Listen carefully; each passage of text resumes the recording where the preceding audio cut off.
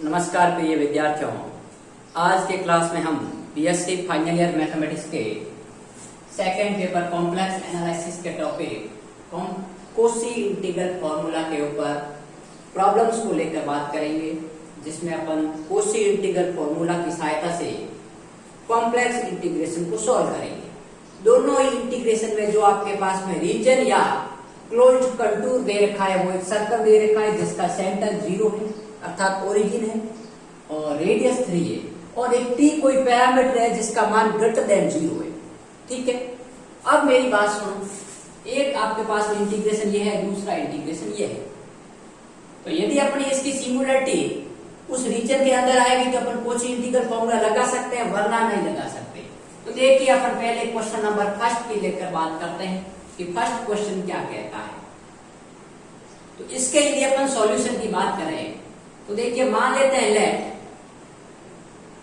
I बराबर 1/2 pi iota integration over mod of z बराबर 3 circle है e की power zt upon z square minus 1 का whole square into dz।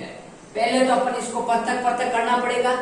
ठीक है, तो देखिए अपन बात करते हैं इसी को आगे लेकर कि I बराबर 1/2 pi iota integration over closed curve जो कि विच इज सर्कल e की पावर zt में बाहर ले लेता हूं। इसको मैं क्या लिख सकता हूं, देखिए 1/z स्क्वायर माइनस 1, तो z माइनस 1 और z प्लस 1 इनका होल स्क्वायर है, तो ये हो गया इसका होल स्क्वायर। ठीक है, इंटू dz। अब बात सुनिए, इसको ये दोनों मल्टीप्लाई में तो इसको अलग अलग करना पड़ेगा। तो अब देखिए अलग अलग कैसे कर सकते हैं, तो इसको ऐसे कर सकते हैं। देखिए I बराबर 1/2 pi iota integration over c e to the power zt। इसको मैं ऐसा लिख सकता हूं a upon z minus 1 plus b upon z minus 1 का whole square plus c upon z plus 1 by partial fraction और plus b upon z plus 1 का whole square into dz। ठीक बात। अब ये काम आपका है कि इसको पार्शियल फ्रैक्शन के द्वारा इसको a b और c और d की वैल्यू निकालना। मैं आपको वैल्यू बता देता हूं कि वैल्यू क्या क्या आएगी, लेकिन वैल्यू निकालना आपको है। तो बता देता हूं कि a का मान है वो -1/4 आएगा, b बराबर c बराबर d है, उसका मान आएगा 1/4 पॉजिटिव। ठीक है, तो देखिए इस इंटीग्रेशन की क्या वैल्यू आएगी। I बराबर 1/2 pi iota integration over close contour e to the power zt into a upon z minus 1। तो मैं इसको लिख सकता हूं माइनस का 1/4 इंटू z माइनस 1 प्लस का 1/4 इंटू z माइनस 1 का होल स्क्वायर प्लस का 1/4 इंटू z प्लस 1 और प्लस का 1/4 इंटू z प्लस 1 का होल स्क्वायर इंटू dz। ठीक है, अब मैं इसको अलग अलग कर सकता हूं। ठीक है, by property of definite integral. तो यहां पर देखिए आपके पास में I बराबर 1/2 पाई आयोटा को मैं बाहर लेता हूं। ठीक है, और 1/4 भी मैं बाहर ही ले लेता हूं। ठीक है, ताकि अपना काम खत्म हो जाए।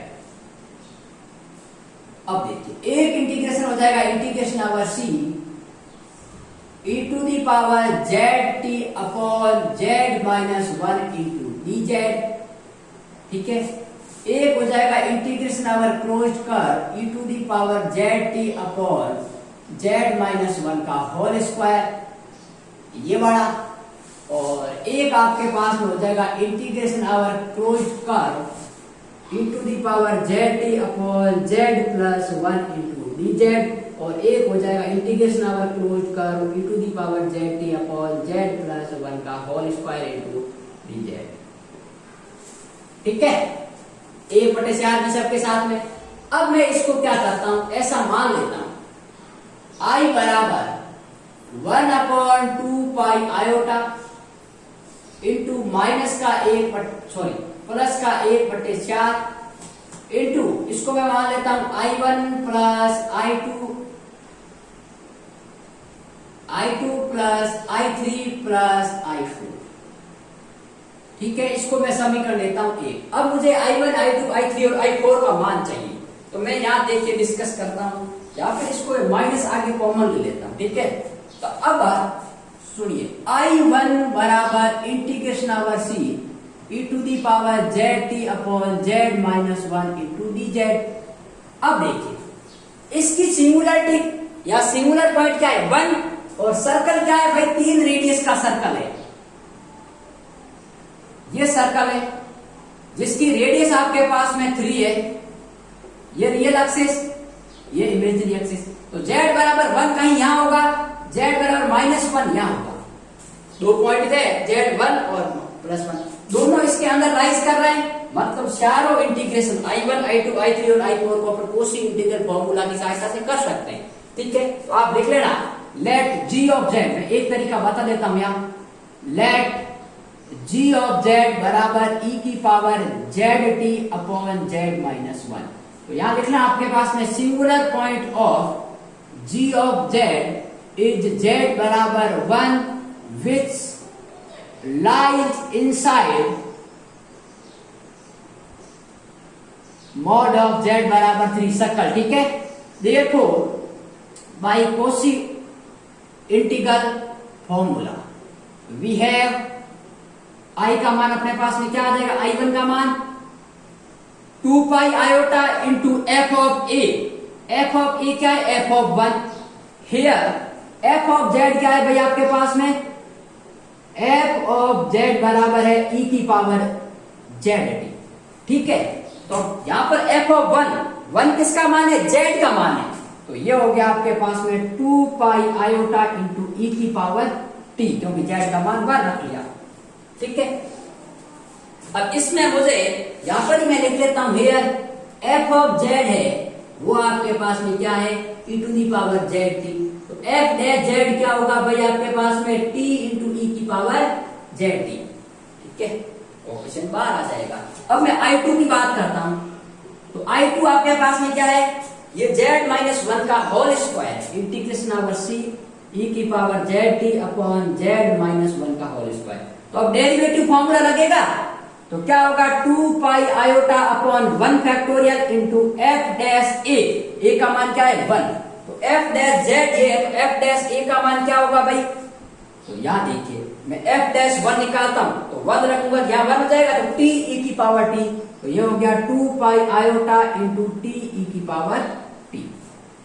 अरे भाई f डैश z ये है, तो मैं f डैश 1 निकालता हूं, तो क्या आएगा, t की जगह t रहेगा और z का मान 1, क्योंकि ये z की वैल्यू होती है इसके अंतर्गत। अब I3 का मान क्या हो जाएगा, ये इंटीग्रेशन है, तो ये होगा इंटीग्रेशन ओवर c e की power zt upon z plus 1 into dz। आप सब में लिखोगे कि सिंगुलर पॉइंट इसका 1 है जो कि इसके अंदर लाइज कर रहा है, इसका सिंगुलर पॉइंट क्या है -1 जो कि ये है, ये z बराबर 1 है और ये z बराबर -1।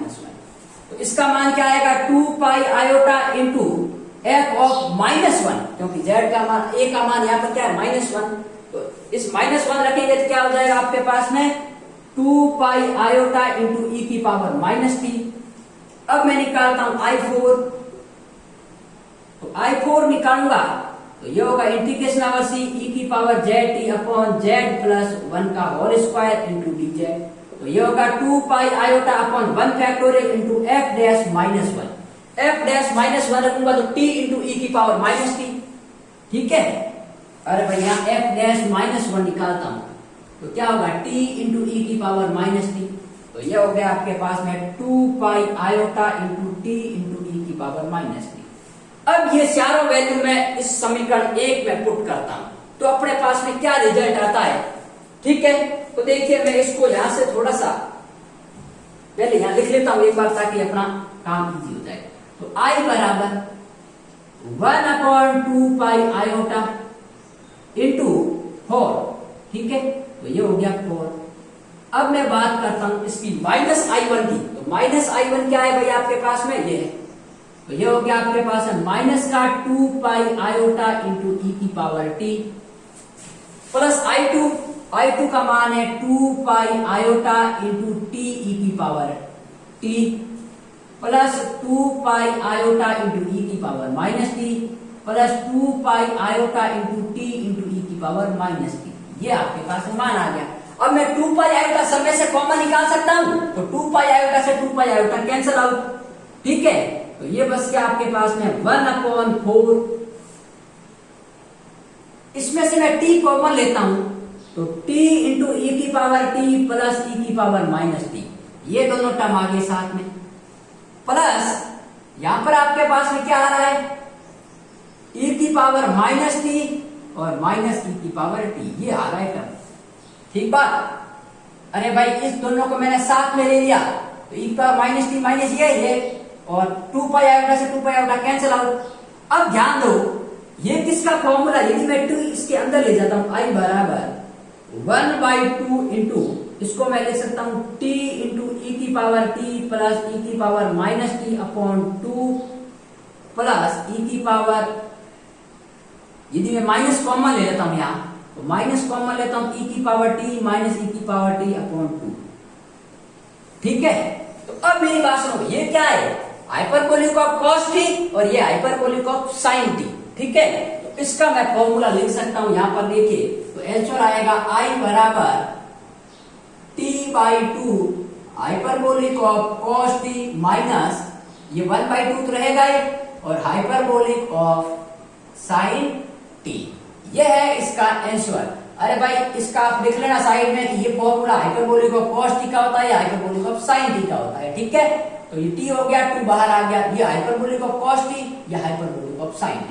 तो ये है इसका आपके पास में आंसर। बहुत ही अच्छा क्वेश्चन था, एग्जाम में कई बार आया हुआ है और आ भी सकता है। अब मैं बात करूंगा क्वेश्चन नंबर इसके सेकंड पार्ट को लेकर। ठीक है, जो कि एग्जैक्ट ऐसा ही थोड़ा सा डिफरेंस है, जिसको लेके अपन बात करेंगे। तो देखिए पहले इसका स्क्रीनशॉट ले लीजिए, फिर अपन बात करते हैं नेक्स्ट टर्म की। ठीक है, सर्कल वही पड़ेगा। ठीक है, अपन बात करते हैं यहां पर, देखिए यहां पर थोड़ा सा डिफरेंस है।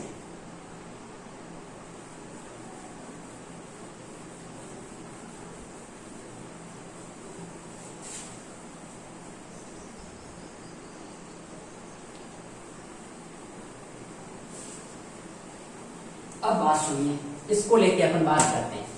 क्या है question number second. Question number second ये है, यहाँ z² प्लस 1 है, सिर्फ और सिर्फ डिनोमिनेटर चेंज है, बाकी कोई भी चेंज नहीं है। तो मैं इसको सॉल्व करता हूं। देखिए i बराबर 1/2 pi iota integration over c e to the power zt अपॉन, इसको मैं क्या लिख सकता हूं, z प्लस आयोटा और z माइनस आयोटा लिख सकता हूं और dz लिख सकता हूं। ठीक बात। अब मैंने आपको इनको खोलना तरीका पहले ही बता रखा है कि इनका क्या वैल्यू आएगी।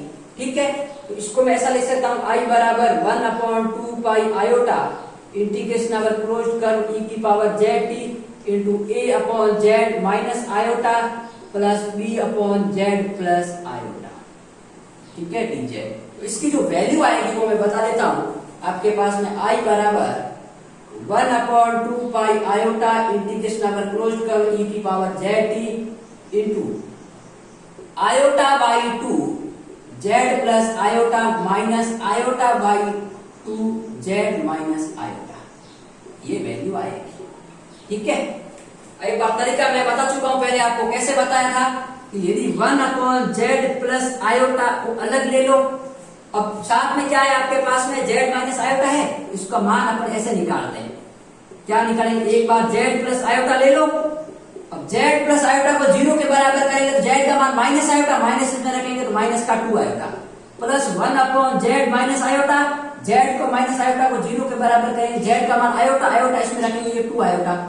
ठीक है, तो यहां से आपके पास में क्या हो गया, 1/2 आयोटा z प्लस आयोटा, ये माइनस का, और ये प्लस का 1/2 आयोटा z माइनस आयोटा। अब मैं आयोटा से ऊपर नीचे मल्टीप्लाई करूंगा तो आयोटा ऊपर आ जाएगा, तो ये -1 हो जाएगा। तो iota upon 2 z plus iota, ये minus iota upon 2 z minus iota. यदि आयोटा नीचे भी लिखो तो कोई दिक्कत नहीं है। ठीक है, तो ये आपके पास में इसका फॉर्मुलेशन मैंने आपको पहले बता रखा है। ठीक है, अब मुझे इस इंटीग्रेशन की वैल्यू निकालनी, अलग अलग कर लेता हूं। I बराबर 1/2 पाई आयोटा, ठीक है, इंटू इंटीग्रेशन अगर क्लोज कर e की power ZT upon 2 into Z plus iota into आगे आयोटा आ गया, ठीक है, iota by 2 dz minus integration over C iota by 2 into Z minus iota into E की पावर ZT और dz, ठीक है। अब बात सुनो, इसकी वैल्यू अपन आयोटा बाई 2 को बाहर निकाल देते हैं, तो देखिए आपके पास में 1/2 pi iota into iota by 2 को बाहर, इसकी वैल्यू आपके पास में क्या हो जाएगी भाई, e की power ZT upon z plus iota by Cauchy integral formula, ये हो जाएगा आपके पास में 2 pi iota into f of minus iota, ठीक है, और ये हो जाएगी 2 pi iota into f of iota, ठीक है। अरे भाई आप लिख लेना कि यहाँ पर इसकी सिंगुलरिटी आयोटा आ रही है, तो आयोटा कहाँ लाइज करेगी, ये आपके पास में z बराबर आयोटा है और ये आपके पास में माइनस आयोटा है, दोनों सर्कल के अंदर ही है, तो कोशी इंटीग्रल फॉर्मूला अप्लाई कर सकते हैं। तो यहाँ पर देखिए आपके पास में 2 पाई आयोटा से 2 पाई आयोटा कॉमन आ गया, तो कैंसिल आउट, तो यहाँ बस गया आयोटा बाई 2, यहाँ रहा f ऑफ माइनस आयोटा। अब f ऑफ z क्या है भाई आपके पास में, e की पावर ZT है, तो f ऑफ आयोटा क्या होगा आपके पास में, e की पावर आयोटा t, और f ऑफ माइनस आयोटा क्या होगा, e की पावर माइनस आयोटा t, ठीक है। तो यहाँ पर देखिए 2 पाई आयोटा से 2 pi iota cancel out, f of minus iota, तो ये हो गया e की power minus iota t minus e की पावर आयोटा t। अब मेरी बात सुनो, ये फॉर्मूला डायरेक्ट तो बढ़ नहीं रहा है, तो मैं क्या करता हूं, यहां से माइनस कॉमन निकाल देता हूं, तो माइनस यदि मैं कॉमन निकालता भी हूं और तो क्या वैल्यू आएगी आपके पास में, या फिर आप ऐसा करो, इसको आयोटा से ऊपर नीचे मल्टीप्लाई करवा दो, तो ये हो जाएगा आयोटा स्क्वायर अपॉन 2 आयोटा, ताकि मुझे साइन का फॉर्मूला बन जाए, e की power minus iota t minus e की पावर आयोटा t।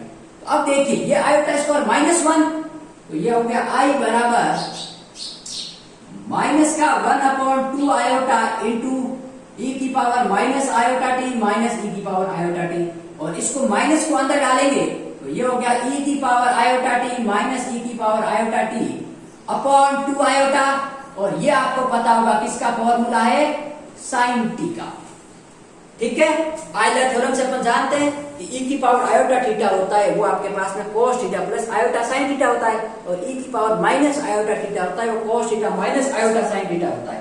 तो ये होगा e की power iota t minus e की power minus iota t upon 2 iota होगा, या साइन थीटा होगा, तो इसका आंसर आपके पास में क्या होगा, साइन t, और इसका आंसर आपके पास में ये है। तो बड़े ही दोनों अच्छे क्वेश्चन थे, 10 नंबर में दोनों क्वेश्चन आएंगे और साथ में आएंगे, ठीक है, और यदि एक पूछेगा तो वो 4 नंबर में आपसे पूछ सकता है। तो इस क्वेश्चन के साथ में मैंने कोशी इंटीग्रल फॉर्मूला आपको कंप्लीट बता दिया है। कोशी थ्योरम के ऊपर भी मैंने क्वेश्चन बता दिए थे, अब कोशी इंटीग्रल फॉर्मूला के ऊपर भी मैंने लगभग 15 से क्वेश्चन करवा दिए। अब अपन एक स्टैंडर्ड थ्योरम्स देखेंगे, जो कि पॉइसन फॉर्मूला इंटीग्रल है, लेवेलियो थ्योरम है, वो अपन नेक्स्ट क्लास में बात करेंगे।